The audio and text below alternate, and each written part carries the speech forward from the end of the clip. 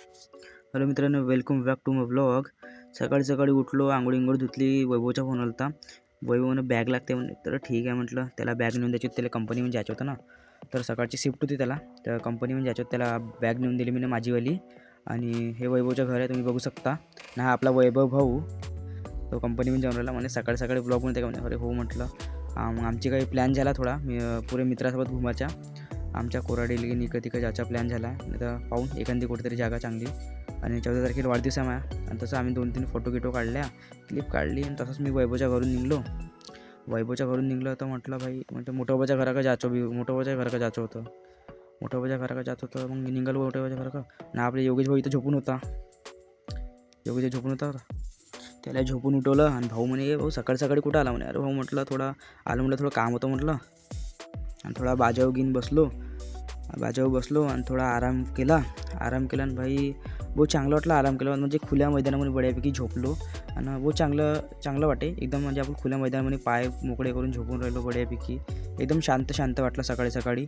आणि हे मोठे बाबा माझेवाले, आमच्याच घरचे बैल आहे. हे मोठे बाबा माझेवाले पटाची होड लागली होती. म्हणजे 1 लाखपर्यंत ही जोडी जायची होती, विकायची होती. कोणाला विकायची असेल तर मला कॉल करू शकता, हाय नंबर. आणि हे माझं घर आहे. इथं स्टाईलचे कामगिन कॅशवट्टा वगैरे झाला आहे, रॅगिंग बनवलेली आहे. आणि इथं समोर कामवाला राहते. हे माझी दादी आहे, तुम्ही पांडेगाव आजी माझीवाली. आणि इथं फुटिंगचं काम झालेलं आहे. सध्या 1 रूम झाली आहे. काम चालू झालं 2 दिवस झाले.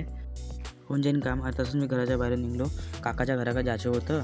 काकाचा फोन आला तर काका म्हणे नडी घेऊन ये म्हणे, काळ्या कलरची. कारण तर पाणी मारत होतं ना काकाच्या घरचे.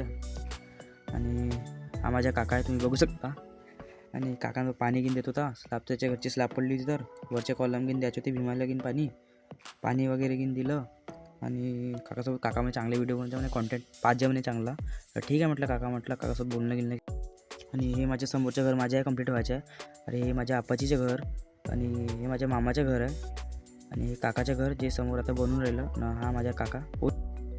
आणि तसंच मी रोडाका निघालो. सरोजाचा फोन आला तर म्हणे ये म्हणे रोडाका, तन्मय वगैरे मी यावं म्हणे. तर ठीक आहे म्हटलं. मग रोडाका निघालो मी. आणि आपल्याला सरोज भाऊ तन्मय भाऊ भेटले रोडाका. उंबेडून आले होते थोडं काम करून. तन्मय भाऊ म्हणे चांगले ब्लॉग बनवते म्हणे, तसंच बनवत राही म्हणे. मला पण ब्लॉगमध्ये घेत राही म्हणे, व्ह्यूज वाढत राहील म्हणे. ठीक आहे म्हटलं. सरोज भाऊ फोनवर बोलत होता, तिकडे गेला. आणि माहीत झालं हा पोरीसोबत बोलत होता, लडकी का चक्कर उभं आहे, लडकी का चक्कर. आणि मग मी तसंच अनुरागच्या घराकडे निघालो. अनुराग म्हणे ये म्हणे घराकडे थोडं काम होतं म्हणे. तर ठीक आहे म्हटलं. अनुरागच्या घराकडे निघालो. आणि ते आपल्याला तेवढ्याच झाला. अनुराग आपल्याला समोर दिसले. ते बघू शकता अनुराग. आणि अनुरागच्या काकाच्या घर आहे समोरचं. आणि अनुरागच्या घरी आलो. थोडा वेळ बसलो आम्ही ना, टाईमपास केला. मला तसं टाईमपासच करायचा होता. माझा पेपर असून मी इथं टाईमपास करायचा होता मला. मम्मीच्या फोन आला होता. मम्मी घरी आलो तो.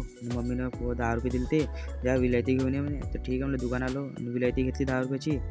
आणि 10 रुपयाची बहुत कमी भेटले यार. म्हटलं 5 रुपये तर घेईन म्हटलं, दाबीन म्हटलं चॉकलेट विकलेट. पण 10 रुपये डायरेक्ट पाकिटमध्ये विलायती भेटली यार. पैसे दाबायला काही भेटले नाही.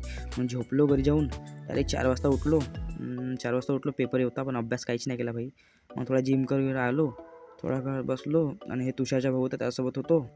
थोडंफार जिम वगैरे केली मी ना.